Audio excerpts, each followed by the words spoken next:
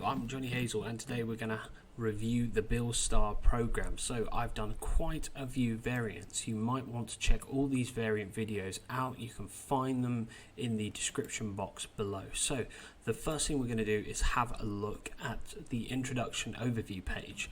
So I will not spend too much time on this because a lot of it is self-explanatory. So the program for STARR is in general a 3-day routine, okay, and you have a heavy, light and medium day. The intensity is determined by three things. Firstly, the percentage of the 5 rep max, the percentage you lift.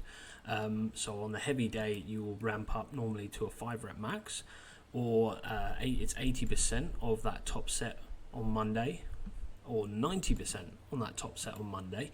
Alternatively, it could be down to the exercise you use. For example, a behind the neck press is used on a light day, a bench is on a heavy day, and a strict overhead press is on a medium day. It could also be as a result of the rep scheme that you use. For example, 5 sets of 3 is a great light day rep scheme. 5 sets of 5 is good for a heavy day, as with 5 sets of 10, which is not in there right now. Let's just put that in, because it's brutal. That's why I'm leaving it out. The weekly increment, now that is basically how much weight you add to the bar for your top set on Monday each week throughout the duration of the program. And remember, this is a linear program, and by that I mean the progression is determined by the weight added to the bar each week, and it's a fixed amount.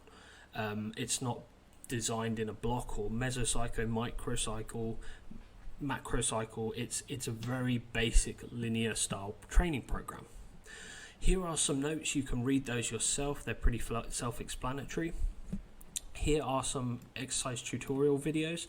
If you do not know how to do any of these exercises, I highly advise that you watch the videos first. For example, the shrugs are not your traditional barbell bodybuilding style shrugs. These are slightly different. You want to watch that video if you don't know what I'm talking about. Also, the behind the neck press is an exercise you need to make sure you have the technique right. I do not buy into the mass hysteria that it's a dangerous exercise. It is absolutely fundamentally not. It's only dangerous because 90% of the people out there are complete idiots and they don't look into the exercise first and learn how to do it. So they just assume you merely just do the opposite of a front press, which is like a strict overhead press, and they give it a go and they end up injuring themselves because they didn't apply any technique to it. So this is taken directly from the Strongest Shall Survive 1976 STARR book, and it explains why he omits the deadlift. The thing I must say about this program is it is not designed for a powerlifter or an Olympic lifter or a weightlifter at all. Okay, this program was designed for college and high school football players and American football players. Okay, so it wasn't designed for weightlifters. So from STARR's perspective, the deadlift is a high risk exercise. There's a lot of dangers with the exercise. Most injuries are as a result of the deadlift. So he strongly believes that there are alternatives out there that are less dangerous, like the power cleans, the high pulls, the shrugs, the snatches, these exercises from Olympic lifting that are more beneficial and less risky than the deadlift. Okay, and he strongly believes in that, to the point that you will never find a deadlift in a true STARR program. He just doesn't program it. It's not in there. You must remember as well, this program was written for athletes. Okay, they're not powerlifters. They don't have to worry about being proficient at the deadlift and training the deadlift. That's why, for me, the reason why I think the deadlift is one of those exercises that you can leave out, or you don't need to train with great frequency, is because the deadlift is highly taxing on your central nervous system. Now, that's not a bro science fact. That's 100% the truth. You know, since I was diagnosed, I had COVID and recovered since that. I had some pretty bad long COVID syndrome, and that affected my central nervous system. And every time I deadlifted, I spent the next 14 days basically comatose in a state of constant fatigue. So I can tell you straight up that the deadlift is incredibly taxing on the central nervous system. Maybe not for everyone, but definitely for most people. So it is definitely an exercise you want to be careful of, and it isn't necessarily something you 100% need to program. There are other pulling exercises, compound pulling exercises that can provide the same strength benefits as a deadlift without all the risk and all the central nervous system fatigue. So anyway, there we go. That's that reason. That will explain that. Let's move on to the program now. So the first one is the STARR Beginner Powerlifter program. This is obviously not a program that STARR himself has designed. It's my Johnny Hazel variant, and that's pretty obvious by the fact it has the deadlift in. STARR's programs don't have the deadlift.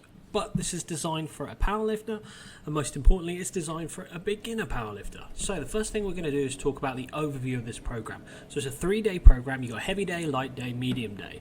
You can do a Monday, Wednesday, Friday split, or a Tuesday, Thursday, Saturday split, either one based on your schedule. It's a 5-week program, and that's about it in terms of the overview. So now let's move on. You have quite a few lifts you need to chase a 1 rep max for before doing this. That's the back squat, the bench press, the pendlay row, and the deadlift. Once you've done that, you can enter them into the yellow highlighted cells. The power clean and shrug will automatically be calculated based off the other lifts. So the power clean is 54% of your deadlift, and the shrug is 2 times what your power clean is. So there we go. That's the maths for that. It will automatically calculate your 5 rep max for all these lifts and give you an idea of the sort of gains you're looking to make on your 5 rep max. But it might be less, it might be more. Rounding. Now we have a pounds and a kg spreadsheet available for you. For the pounds, we do 5. For the kg, we do 2.5. That's the rounding to the nearest number. Okay, we got the bench press and squat increments. The increment is how much weight you add to the bar each week for the 5 rep max top set on day 1. That's, again, not necessarily fixed. You can change that based on what works for you, but I recommend sticking to my increment formula, which is 2.5 for the bench press, and then 5 kilograms for the squat and pulling exercise. That's 5 pounds for the bench, and that's 10 pounds for the squat and pulling increment. You don't want to be too overly ambitious. Patience is a big part of making steady progress. Okay, when you're a beginner lifter, there's this massive tendency for most lifters who have little to no knowledge on powerlifting to just go big. Okay, try and add as much weight to the bar each week, because in theory that means your maxes are going to get bigger in a shorter space of time. But patience equals progress, meaning small measurable gains is more sensible than adding 20, 30, 40 kilograms on the bar each week, and then by week 3 having an injury, thus meaning you can't train for 6 to 12 months. Okay, it's not a smart idea. So the heavy day is day 1. What we're going to do here is 5 sets of 5 for the main 3 exercises that day. So we start with the squat, we then bench, and we finish with the deadlift. And then we have 2 isolation exercises and a warm-up routine. Now it is important to do the warm-up routine. That's not optional. I would do a light cardiovascular workout, maybe 5 minutes on the treadmill to get the blood flowing, get you in that state of mind of fitness. Then do some leg raises for 3 sets of max reps. Try to add about 5 reps each week, and then do your stretching routine. Now if you don't have a stretching routine, you can go right to the end here, and you can see these are some of the original STARR stretches that he recommends you do. But if you already have a stretching routine, you can completely disregard that. Right, what we do here is we enter our 5 rep max will automatically be in there based on what's in this column, and our 5 rep max is calculated by taking 87% of our 1 rep max. That's your top heavy set for week 1. Now the following weeks you merely just take what you did last Monday or last Tuesday for your top heavy set and add weight to the bar, the set increment up here. So for the squat it's 5 kilograms or 10 pounds. Quite simple, right? The first 4 sets are what we call ramping sets or warm-up sets. These are based off your top set weight, not your 1 rep max weight or your 5 rep max weight. It's the top heavy set weight for that day. So as you can see, this is the first set is 80% of our top heavy set. You can see that it's 80% because it's right here. Then 90, and then 85%, 90, and 95%. Now, even though we are in kilogram spreadsheet here, we are still rounding to 5 on our ramping sets, because generally BuildStar believe that with the ramping routines, try to keep the numbers consistent and pretty well rounded. So don't have like 141 then 152.3. Try to keep it in nice rounded numbers on pretty similar jumps. So we go 145 to 155, that's 10. 155 to 165, that's a 10 kg increase. 165 to 175, that's 10. And then we do our 5 rep max. So I hope you can see that logic. Now the same applies for the bench press and the same applies for the deadlift. Same concept. And that's consistent all the way from week 1 all the way to week 5. You then finish the workout with some isolation exercises. Please bear in mind with BuildStar training programs, we are not focusing on hypertrophy, we are focusing on strength training. So we do not do like a sort of conjugate style training program or a juggernaut method style training program where we have lots of isolation hypertrophy exercises. We have just 2, leg extensions and leg curls. That's 3 sets of 20 each one. Add 5 kilograms or 10 pounds each week until the end of the program. Day 2 is the light day. This should be the day where you are reducing the intensity of the workout because you've just done a heavy day the day before, 2 days before, on the Monday, for example. Now, you got the squat, the bench, and the power clean. So we're not deadlifting this time, we're doing a power clean. Now, same principle for all of them. We do 5 sets of 5, but this time our top heavy set weight is determined by taking 80% of Monday's top heavy set weight. Not our 5 rep or 1 rep max, Monday's top heavy set weight. And that's what you can see there. And the ramping routine is the same concept as day 1. We work off that day's top heavy set. So we do 80%, 85, 90. And then for the final 2 sets, I always like to do the same weight I do on my final top set for the 4th set. Just to add a little bit more intensity in it, because that's totally achievable. Same principle applies for the bench press, as you can see here. But the power clean, we do not follow that same method because this is the first time we're doing the power clean this week, so we're going to do a heavy power clean session in theory. So we take our 5 rep max for the power clean, which is right up here, and then we ramp up to it, the same concept as we did on Monday. We do 85, 90, 95, and then for the final 2 sets I like to do my you do 2 sets of 95 on set 3 and set 4, then you do your heavy set.